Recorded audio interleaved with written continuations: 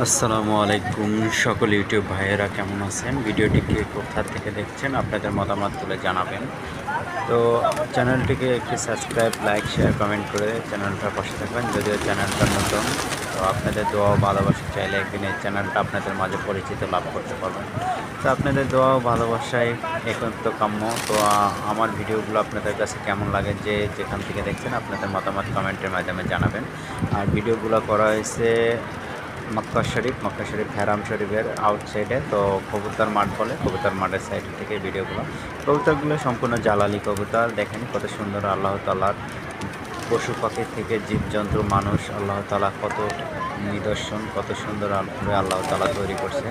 এটাই আর কি আপনাদের মাঝে তুলে ধরা, যে আল্লাহ তাআলার কুদরতের কোনো শেষ নেই। লক্ষ লক্ষ কবুতর দেখেন এখানে, অথচ মানুষ খাবার দিচ্ছে, খাবার খাচ্ছে এই মরুভূমির মাঝে। এটা তো কে আল্লাহ তাআলার সবই কুদরত। তো এই জন্য মহান আল্লাহ তাআলা সৃষ্টিকর্তার শুকরিয়া আদায় করতে হবে। এরকমই আল্লাহ পৃথিবীতে কাউকে না খেয়ে রাখে না। আল্লাহ তাআলা কারো না কারো মাধ্যমে, কারো না কারো উসিলা করে আপনার আহারের ব্যবস্থা করে। তো আমারও ওখানে ছোট্ট অভিজ্ঞতা আছে এই মক্কার জমিনে।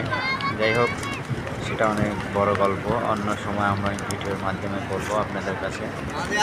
তো দালালের মাধ্যমে সৌদি আরবে গেছিলাম। তো ওই সুবাদে আর কি দালাল আর কাজ কাম দিতে পারুক আর না পারুক, নিজে পরে চিন্তা করলাম যে ওমরাগুলো করে। তো সেই সুবাদে আল্লাহর কাছে লাখ লাখ শুকরিয়া, মক্কার জমিনে রয়েছে। তো এই সময় ওমরা করার সময় আর কি ওখানে ছিলাম প্রায় 3 মাসের মতন। তো তখন আর কি ভিডিওগুলো তৈরি করছি, এই ভিডিওগুলো আপনাদের মাঝে আপলোড দিতে আসছে।